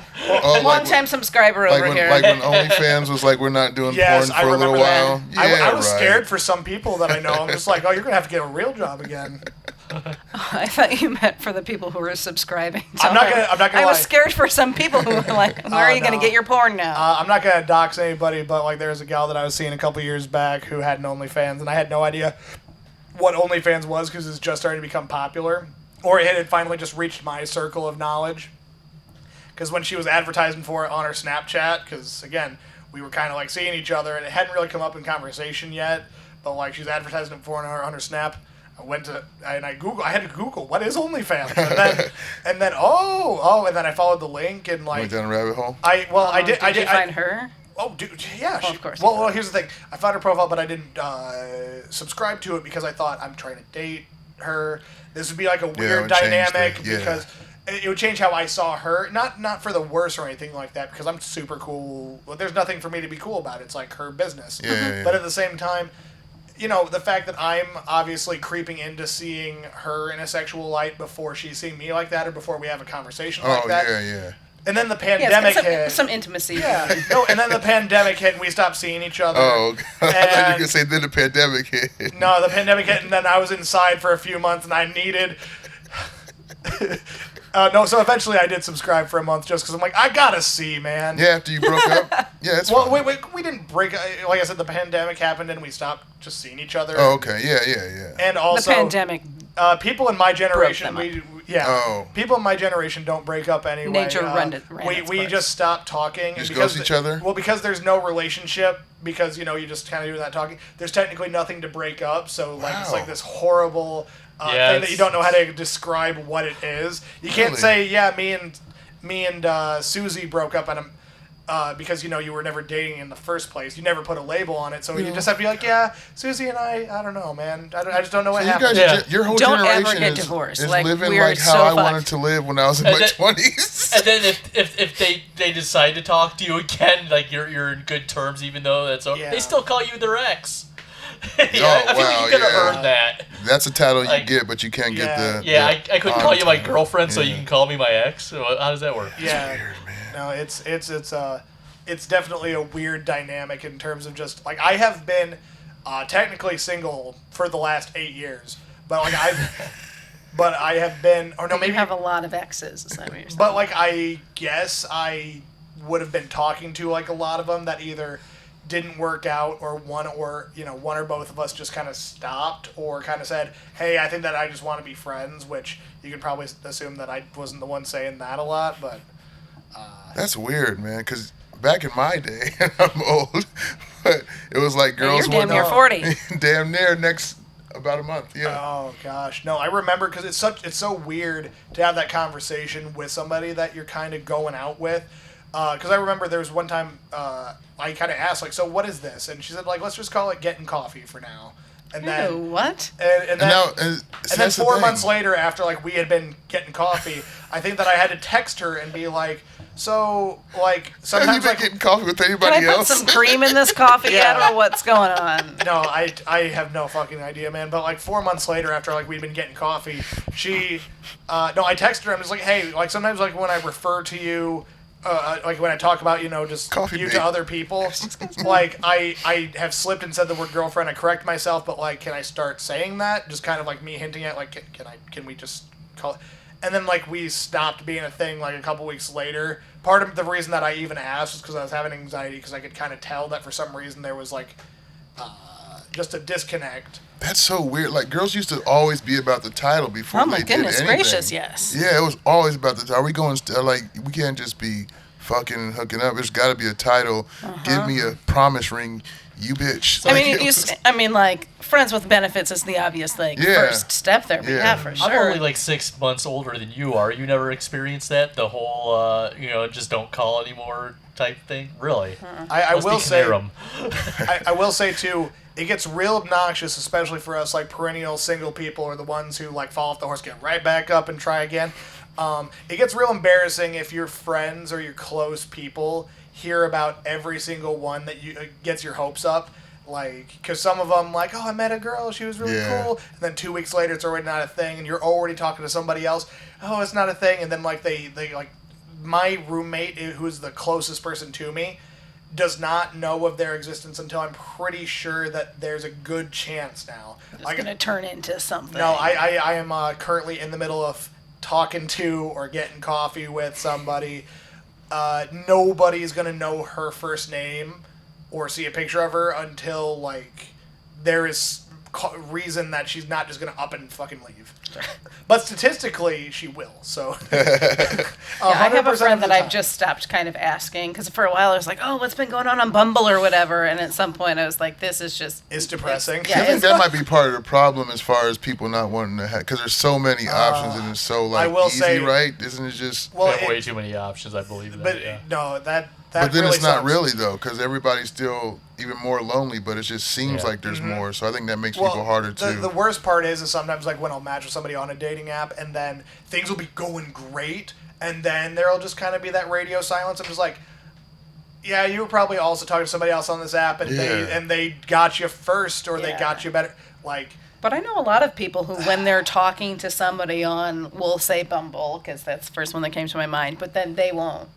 They'll be like, I can't talk to anybody else. And I'm like, That's weird. 'Cause how, what's the point of Yeah. doing that if you're not going to talk to a bunch of people? Yeah, because how far into a conversation, or is it like once it gets physical, you?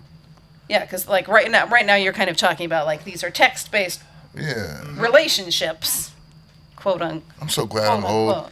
no, Right? it's Yes, seriously, don't get divorced. It's a fucking jungle out there. It seems terrible. no, it's definitely a weird landscape to navigate. But yeah, all these questions that you're asking, man, I wish I knew. But you're young, like that's the thing now. This is how life is in the internet, whatever's the. No, in terms of dating, it was way better. Here's the other thing. I genuinely like meeting people in person. Like if I meet a gal at a bar and she can see my animated personality, she can my humor will translate better. My genuine personality will translate better. I'm a lot more likable, I think, in person if I'm trying to be. Yeah, you're human, man. That's what's weird. Yes. This fucking thing isn't. It's not a connection. It's gotta be weird. All of my best attributes are out the window on a dating app. Versus like if I get to like talk and be in person, I can state my case a lot better. Like my pictures, I have to use my best pictures to try to right angles to try to get that attention. Before hopefully my jokes will stick and keep them around, but I'll get to you on that. You ever bought a date to a show? Yes. First starting. Yes. And how'd that go for you? It never goes well. That's a terrible idea. Like even if I'm just Especially dating if it's someone, an open mic. Yeah, I wouldn't bring just a date to a show I'm not on. I wouldn't starting out. Well, here's the thing. I do comedy partially because it's the most interesting thing about me. See, that's the dilemma people get into. That's why they do it. So I am afraid of who I am when I stop doing comedy, and I'm very proud when somebody when I'm trying to impress a gal that I meet. I cannot wait to bring up that I am a comedian. My name is on posters, my faces are on posters, and things like that. People across the state know me and my art, my work. That is something that I am so excited to bring up without forcing it in there. But then, when she's like, I want to come see one of your skits sometime. I'm like, don't call it that, please. I want to come see one of your. But I did that once, and you guys know my comedy enough to know that this is exactly how. After the show, or after the set, because I think it had a mic. After the set, I got back, and she was like, I'm sorry to hear about your penis. Because I just made, 3 minutes of, because, again, my humor is going to be very much so based off of, I like making myself the loser. Mm-hmm. I don't like it when people come out on top and they're the winner of their own joke. Because it sounds like, A, you're bragging, which isn't likable, and B, it sounds like you're probably lying. If you're talking a story about something good that happened to you, I have cause to not believe it now. What if it's bragging about your loserness? Because I feel like that's what I do. I'm the number one loser. It's like, I am the biggest loser in this room. Better than any of you.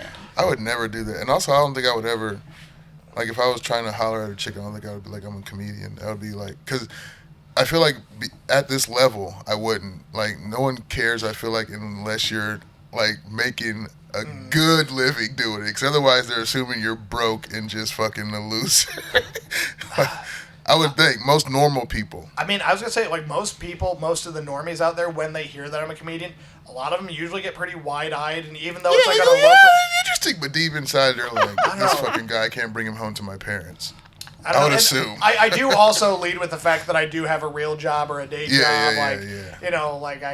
That's one of my biggest assets is my real job, and then doing this in terms of just practicing a craft. It's so much less sexy than being a rock star, but it's in the same vein, I guess. In terms of especially if you're really good.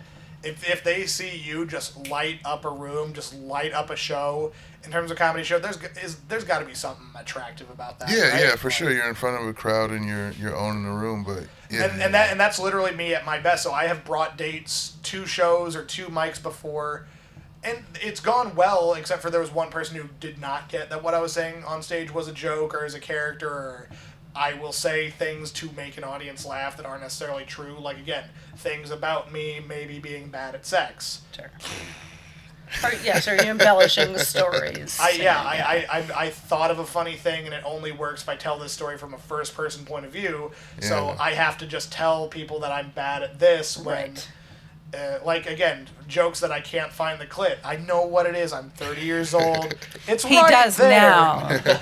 But I will still tell jokes about, oh man, it's so hard to find. Because again, there are some good jokes to be made about that. But sure. But yeah, there was one gal who did not understand that what I was telling was jokes, and not everything was going to be an autobiographical account of my life. So this is just what happened to me this week. That. That's true too. Yeah. That's very true. which is weird. But have you ever had coworkers find out you're a comedian? Yeah, actually, a lot of them. That's frustrating. It can be frustrating because, again, they will say, "Oh, do you ever joke about Do you joke about me? Yeah, do you ever make any jokes about anybody from here?" I'm just like, no, because like you just go to the bathroom sometimes. That's the only thing that you do that's like out of the ordinary. Otherwise, it's just you at your desk, man. Like, what am I gonna make a joke about? I don't care. I have two coworkers that I make jokes about. One of them was a meth head, welder, at name redacted. I'm not gonna. But like that dude's name, he told me to call him Gummy Bear because that was his nickname at work. Wow. Because he had no fucking teeth. Right. Aloe. Yeah, That's why they called him Gummy Bear. I assumed that. And every was day. he a great welder though? He was an okay welder, and a lovely. I would watch him eat his lunch every day because he insisted on eating a burrito. If you've never seen a toothless man gum down on a burrito, gum down on a fucking burrito, you have not lived. And then there was one other it. druggy dude at another job that I tell stories about those two, one story apiece. But other than that, but like those guys aren't coming to your shows. No, those guys. Those guys are in prison. Those guys. Gummy Bear might be dead. Rest in peace, Gummy Bear. That's a prison of its own. But you just get Gummy, those. Gummy Bear looked like he was 60, but he might have only been like 45. Like, Gummy Bear was not doing well. He had lived some lives. Gummy Bear, he said it was peppered. He had lived a peppered life. That's fantastic. He said that he's peppered. He said that I was fresh or like something like that. He referred to me as fresh and he was peppered or something like that. I'm like, I don't like what. Keep that. You gotta learn, kid. But did you have people who've seen you before at work? Yes, which honestly, some of them have been like awesome in terms of just like being good fans. Some people, again, because I usually, now that I have like a desk job that I wear a tie and nice shoes to, sometimes I'll tell them like, hey, like this isn't something that I'm like advertising at work, because it's not something that I would talk like you're gonna see and hear some things that if you're not like just ready for adults to say adult things, then don't hold it against me, because I'm also not here advertising and telling people on company time. Right. That's my nighttime me. This is my professional life. We are a lot like strippers, aren't we? And like when I'm exactly. Some people would say superheroes. You say you go to strippers, but like. Well, superheroes aren't real. That's fair. But like I've told plenty of people, like if you go, just don't don't hold against anything that I say, because I don't even advertise where I work when I'm on stage. Sometimes I'll say like I got a new job or I'm happy with my job. I don't talk about really what I do, and I don't name drop the exact place, because again I think that's the only thing, unless I went up and said some horribly controversial things or just started doing slur. Nothing that I say is unacceptable that a corporation would have to separate from me. Like, I don't think that they're going to be like, I don't think that somebody's going to get me by taking a film of my set and then showing it to my bosses trying to get me fired. They're going to be like, yeah, he has a small penis. That's weird. That's weird that he says that outside of work. If he says that here at work, yes, we will get him. But yeah, man. Because I had some people who saw me once, and then when I got to work, like, so what you doing this weekend, Dustin? Working on your skits? Oh, yeah. Yeah. And I would say, like, why do people say skits? It's so weird. I don't know. They're trying to make themselves sound more normal than you. And then I in turn make them sound more boring than me. It's like, what'd you do this weekend? Mow your lawn? Back into your parking spot, even though it was a drive-through? Smack your wife around? Oh, that got dark. I don't promote that at all. But we do find it hilarious. I mean, it can be a little bit like weird, like when somebody's just like, "Hey, like, do you have any shows coming up?" And I'm like, "Still no." From when you asked yesterday, like, or so sometimes like they'll be asked about shows. My least favorite thing. Probably not even gonna come anyway. That's be the fucked up part. Some people just ask that shit just to. When somebody asks to be polite, I'm like, it's not really that polite to be like, "Hey man, I gotta catch one of your shows sometimes." Yeah, you do. Yeah. You've been saying that for a while now, and I've given you, because like back when I used to book shows, and when I say used to, like I'm going to again. It's just a matter of like, it's a thankless job, and like there's a million things that go into it. Like I don't like booking or producing shows, but like back when I did it regularly, I would take feedback. I think I said thank you when you booked me on the show. What's that? I said thank you when you booked me on the show. Oh yeah, So it's not that locals thank you. and. So I said thank you. Oh, I get you. But when we wait for it. But I would book these shows. Oh, is that a? Yeah, it's the thing we do when Haley comes back from the bathroom. Oh, nice. She gets her own drop. Howdy. No matter who's talking or what they're talking about. No worries. We do not give a shit. But I would book these shows because I would try to book it for 8 o'clock, so that way people like would be able. We would start the show at 8 p.m. So It's we'd perfect be over, showtime. It'd be over at 9:30 or whatever. Some people would say that is too early because they needed to do other things. They didn't get off work until. So then I would try 9 o'clock, which again is a little bit later. And I would try. They were like, oh well, I'm always like busy on this night of the week, or do you do any weekend shows? So I would do my Thursdays, and instead I would start booking on Fridays or Saturdays, and then I was just basically moving all up the thing. I'm just like, hey, I've done shows Monday, Tuesday, Wednesday, Thursday, Friday. I've done everything Your except asses for ain't trying to come. everything Fuck for outta Sunday, and I've done early or late shows. You have not made an effort to come to either. How about you stop? Yeah. Stop saying that hey, I gotta make one of your shows. Like just talk about something else. Like, People don't know what to talk about though. Once they find something about you, that's all it really is. and I get it, but like it's. You could be a fucking celloist, and they'd be like, "Yeah, I get." They're not even into fucking. Oh, I want to come to one of your to concerts. string music. Yeah. Still going to What, church Jesus? every Sunday, Bill? Let's meet up there sometime. They'll want you to come too, We can man. walk up to communion together.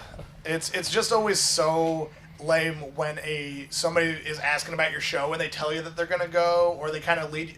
I don't know how long you've ever been led on about a show. Like somebody 2 weeks at a time is like, oh yeah, I'm gonna try to make that. I'm gonna go get a sitter for the kids, and I can make that one. Yeah, and then a week later, I'm like still just checking in. Hey man, am I gonna still see you on Saturday? Yep, got a sitter lined up. Everything's gonna be good to go. This is a lot. And yeah. then like 3 days up to it, like one of us might message the other one. Looking forward to it, man. I'm like, thanks, really looking forward to seeing you there too. And then the day of, just it's like their phone turned You off. get ghosted? Yeah, You've been catfished. Where like I don't text them because again that's like weird. I'm not gonna check in. I'm like, are you on the way yet? Like I'm just gonna just let it be or let it not. And I'm like, why would you go through so much follow up on your lie? Yeah. Like what is the point of that? Like you don't think that I'm going to be more mad later than if you had just told me, yeah, I don't think I'm going to make it, man. I'm sorry, Saturdays are rough for me. Also, I'm a single dad. in defense of people like that, like sometimes you have the best intentions about doing something like that, and then the day of the thing rolls around and you're like, fuck, I don't want to do anything. I have I've been led on by enough people that I've kind of like just like planned or incorporated that into just those one times or those occasional times, or even just like trying to find a pattern.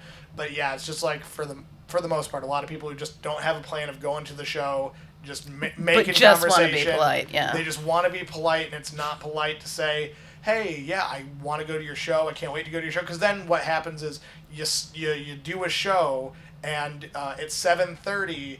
The show's going to start at 8, and no one's in the bar yet other than the comedians. Right. And you're like, well, those people are going to be here, right? The people that told me that they're going to be here are going to be Yep, here, I had right? 7 people. I knew 7 people were coming. Where's my 7 people? Mm-hmm. Yeah, no, that is always just something that has infuriated me, and borderline is like a good fraction of the reason why I don't like booking shows right now is because I don't like worrying about the attendance as much as Oh God, yeah. when I'm just a comedian on a show and I can just tell people, hey, come and see me. I'm on the show. The show's going to be awesome, but I'm not as invested as the person who actually handled the money between the venue and the comedians and myself. Like, I'm basically a not-for-profit comedian because God, I don't know. I think that only like one time have I ever been paid more than my gas, and it was recent. Really? It was recent. Dylan Meek, who's like one of my favorite. Have you ever crossed paths with him? Fuck yeah, dude. I think I did your show. I think I met him on. He's a very funny dude. I think it was Dylan Meek and Josh Francis and you. Yeah. Dylan Meek is one of my favorite, if not my favorite guys in the state. He's awesome. Very funny. I'll plug the hell out of him, even though I have nothing to gain from it. But he had a room up in Northwood at Worth Brewing. He needed a headliner. I was already kind of on the show, and I said, hey, you could just have me headline it, and then we don't need a headliner, and we actually have enough people to do enough time on the show. Like, we're just good on the budget. So I wound up making it out of there with, I think, $100 was just kind of like the pre-arranged amount. Oh, no, there was another time that I got triple digits on a show. Nice. But yeah, I just got triple digits and upfront money, and then there was a tip jar, and then they decided how much of the share I was going to get from that. What's the furthest? I'm going to start asking people, what's the furthest you've gone for a show? Oh, that's good. South Dakota, which was like a 5-ish hour drive. I think you told me about that. You said it Tyler was really Myroff fun. Yeah, and you did a road trip. That's fucking fun. I want to do more of that. I mean, we should definitely get some people in a car sometime, because at the North Iowa Comedy Festival, I came across this guy named Skylar Bulk. Skylar Bulk was the headliner, and the rest of us were just kind of like, had this festival slot. Some people had 5 minutes, some people had 10 minutes. People at the Surf District Ballroom. Really, really great show. That was a fun room. And then Skylar liked my set, and he said, hey, how much material do you got of that quality? I think I told him like a half an hour. He said, all right, can you bring like 2 guys and combine for 90 minutes, or no, I think that he said 70 minutes. We need to combine for 70 because he was going to host and kind of do the rest of the show, or have a local opener or something like that. It's kind of like what wound up happening. So I asked Matt Anderson and Dylan Meek originally, and then Dylan couldn't, and then Tyler Myroff made just a clutch save. And then, hopped in the car with like a week's notice, and then we went to South Dakota, which was awesome. It was my first time being in the car with 2 other comedians on a drive like that. So the entire way there, we're talking shop, we're fucking around, we are writing new material, having cool experience. It was the best. Yeah, that's I booked our hotels that weekend. Yeah. They were 2-bed hotel. It was a 2-bed hotel room. There were 3 comics. So on the first night, on the drive, I said, whoever has the best or most crowd work tonight gets their own bed. The other 2 got to share a bed. So that was kind of like our mission, was to go in, and it wound up being a really, really clutch call, because the first bar that we went to on the Saturday show wasn't really feeling stand-up comedy. They really it was kind of like a put together ambush show, is like what some people call it. But they loved being talked to and talked about. So the fact that we went into the show Perfect for crowd work. planning to do crowd work, and kind of being like, ooh, I wonder what kind of things that I can plan to make look spontaneous in front of the audience, or something like that. So because we were all prepped for that, it wound up going, because I was going between, on a half-hour set, I was flooding between my material and crowd work. Yeah. And every time I'd go back to my material, I would start losing people. The room would just, and it's not like I was doing bad material. I was doing the stuff that I really wanted to do, and they just were having none of it if it wasn't directly related to them. Then the following night, we had this amazing show where we all got to do our nice little recitals, do our material uninterrupted as planned, which at the end of the day, we were there to entertain, not do our material. But if you drive 5 hours, you kind of want to do your material, Right. But yeah, that was the farthest, was a 5-hour straight shot with Matt Anderson and Tyler Myroff, which is all 3 of us. But all 3 of us were mildly, I don't want to say burnt out, but just hadn't had anything cool or new happen in a while. Yeah. And then that just turned out to be the cool new thing that made all of us want to keep doing it for however long afterwards. That shit will have to last you till the next one. Yeah. No, that's how it goes, man. But yeah, if sometime you want to get comics out of drive out of state or something like that, I am down it. Yeah, I'm down to do that too. I'm trying to go to Wisconsin Comedy on State. I want to at least check out their mic. That room looks so fucking dope. Well, that's always the hard thing too, is sometimes soliciting out of state and trying to represent yourself, saying hey, I'm going to be coming through your area. Is there anywhere me and this 2 people can come and get up? Because it's kind of hard to, I don't know. I just walk into a scene or ask about certain dates and then be given the headliner treatment, be given unless you have credits and stuff some major ones. But even Yeah, even some of like the smaller ones, other comics are gonna kind of like suss out a little bit. Or Yeah. It all depends on what it is and who you know. That's a lot of it, man. Gosh, I even saw on social media somebody was asking. They said, "How do you transition into being a headliner or something like that?" And somebody kind of gave the stuck-up definition, in my opinion, which is like that you have to be doing comedy for 8 years plus to be considered a headliner. You need to have 45 minutes to an hour to be a headliner. And I'm just like, man, the headliner's just the person who ends the show. Yeah, and headliner, there's people who headline shows. Like, you think we just had Dante Powell on. He's a headliner, like, locally here, wherever he goes. But he's at a level where he's opening up for major fucking headliners. So there's a different thing. You'll headline sometimes and you'll feature and you'll open for other people. It depends on. Yeah. There's levels to. And levels within levels of this shit. And I don't know how long Dante's been in the game, but he's, like, obviously, you know, pretty huge, but like I don't know if he falls into that 8-year category or not. I think what do you say, 2014? Yeah, he's right at about. So he's right. Yeah. So according to that, he's just now like starting to be eligible as a headliner. But and that's the thing. He's been doing that for a few years now. I mean, he's just like AP. When did his album come out? Like that #1 album. 2020. It's been 2020. So like Squirrels I don't know. get fat. So with people who are putting out like legitimately good albums, getting booked to headline legitimate venues, I don't know, man. I think that if somebody wants to put like a hard definition on it, that's just like out of dated, or it's just like who's you know, because I as a comic, I've even joked with some of the people here.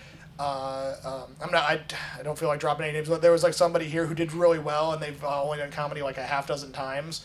And I even said to them, I said, you know, like, God, it's so frustrating watching somebody very new be as good as you did tonight. Like, awesome job. Like, and I mean that in kind of like a brutally honest. Like, it's so frustrating. Like, Aloe, when you started, fuck you. Like, watching you when you started was just insulting. Was just the worst. Watching I appreciate that. Some of us who've been doing it, I get so excited when I see somebody who is hot shit. And also, you can kind of tell, did you feel like hot shit? Did you feel like at some point you could barely do any wrong on stage? No. Because I love it when somebody who does have that impression, because they're like, they had their first mic went really well, their second mic really well. I can't wait until they get that first crowd, like where they don't land their jokes right, and then they get to feel that cold sting. I've always like since I decided I was gonna do comedy, I started studying it as far as listening to podcasts go and hearing just comics who are fucking Mark Normans and shit. Just hear them talking about how they still eat shit. So it's like I never expect to. Nobody's immune to it. Yeah. So I never expect to be at a point where it's like I'm comfortable and I'm gonna get everybody and every crowd's gonna be great. Gotcha. Yeah. Fuck no. I love those guys that have been doing it for a year and they give you the unsolicited advice. It's like, really, motherfucker?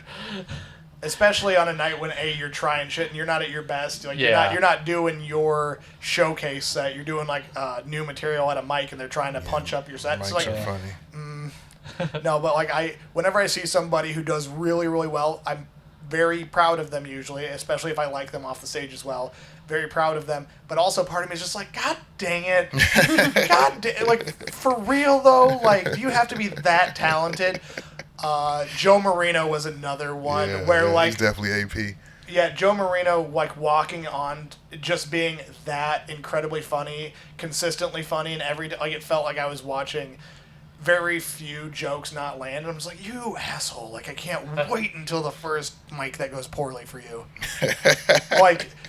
See, I never want that review. I want them to do great, but when they do fall on their face, I laugh too. I mean, you fall and get back up in this shit. I'm usually the one laughing the hardest, like when shit's not going well for somebody on stage. It's always, for me, it's always been the cockiest ones that should fall on their. That's when I enjoy it. Well, I gain a lot of respect for somebody the first time after a set doesn't go well, and then they come back. Yeah. Because they're like, let me try that again. How you handle it. Yeah, it's all about how you handle it. Like, if a set doesn't go well and then they come back, that is, like, that's the merit of a real, actual comic to me. It's like, you know, because you're either going to try different shit because you think that shit was not good, or you're going to try that same shit, but you're going to do it better this time. Like, it shows a drive. Because, like, when it's going good, it's the easiest thing in the world. Yeah. Doing comedy is the easiest and best thing in the world when it goes well, but, like, when it's not good, the lows are just as dark as... It hurts so bad. Yeah. And then all the work that goes into it, all of a sudden, like, you're feeling like this compounded, it all hits you at once. Like, all the work that you've been doing for years, as soon as it doesn't go well, you feel all of it hit you. Yeah. I just always remember that it bounces back and it swings, and it never stops swinging. God. So you never stop swinging. I felt like I was striking out at mics for about a month and a half, 2 months. Like, I think that my June and July this year were really rough at every mic that I was going to, and it's starting to get in my head a little bit. Like, am I good at this? Do I just suck? Are people just kind of kissing up to me if they're trying to be supportive or good? Or, like, am I a Make-A-Wish kid and everyone's just letting me live my dream right now? Like, what the fuck is going on here? And then I had a couple showcases where I got to do a 35-minute set in July, and I got to do a 25-minute set in July. And it just kind of saved a lot of, like, my attitude in terms of just, like, okay, like, when I'm not limiting myself by trying new material, or I'm doing material in front of people who have not seen me regularly, because again, this can be a very hard room. Like, I love the Lucky Cat. I've loved it since it was new.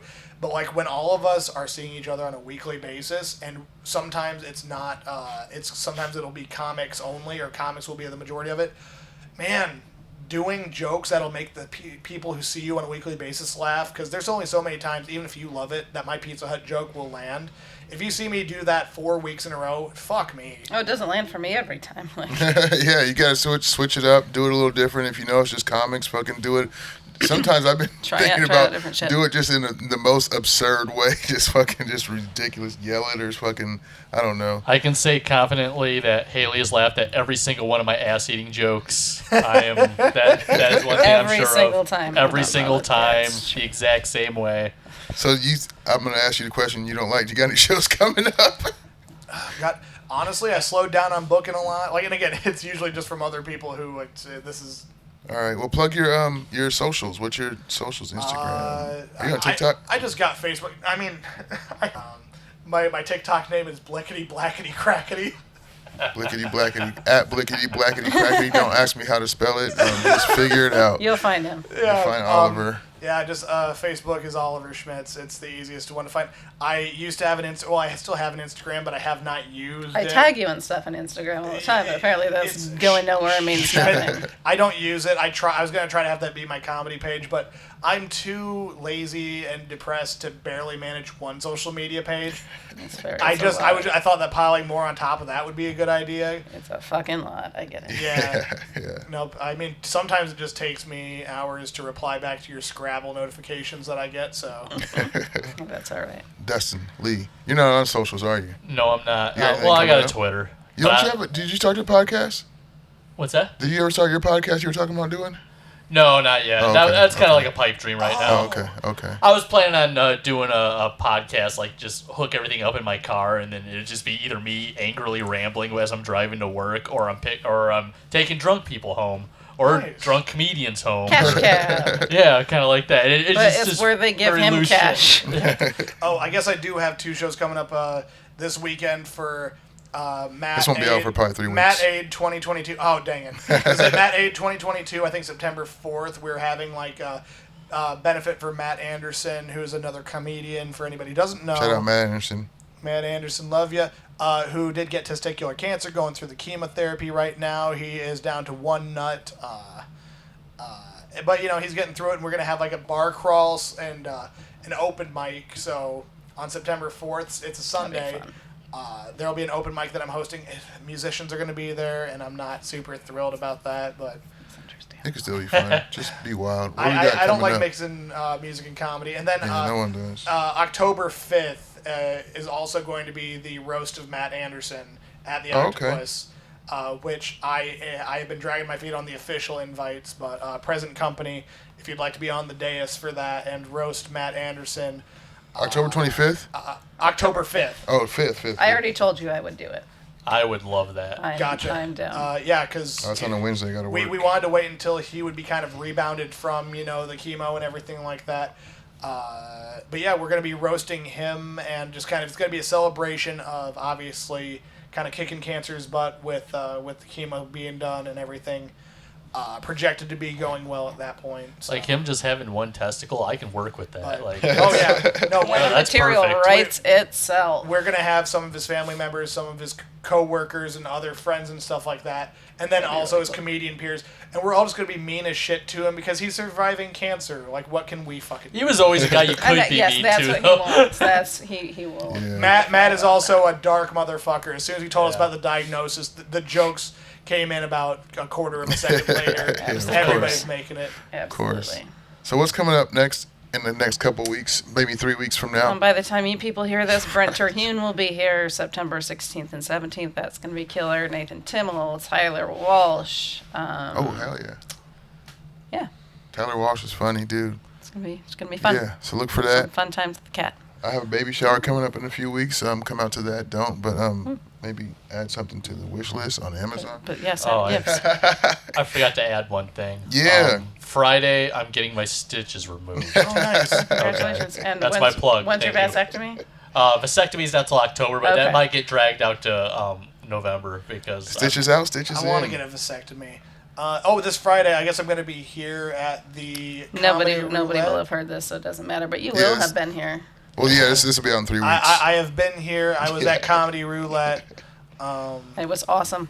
Comedy You did a Roulette. great So job good. on that. Oh my God, you fucking killed. I'm gonna be trying to put out this thing. I'm gonna my 40th birthday. I'm gonna try to spend it in Austin, Texas. I'm trying to be on Kill Tony again. So my plan is to go down there. I'm gonna have everybody buy me a 40, and by that just send me the gonna price of a 40 Aloe 40 hands. to yeah, just go up there and perform it. With just send it to my Cash App, and I'm not doing what's it called, GoFundMe. I'm not doing that website because I feel like that's for real issues. I don't want to be amongst that website. Like, I don't know, it'll be weird. So yeah, I'm doing Yeah, when it you that actually way. need to GoFundMe, then Right, it won't yeah. be cute when Then- they then see your I'll- Aloe 40 hands I'll- campaign. then I'll do that then. Yeah, but that's all I really got. But thanks everybody for watching. This has been the Aloe Means Green Room. For Haley, for Dustin Lee, and for Oliver that time. Peace, y'all.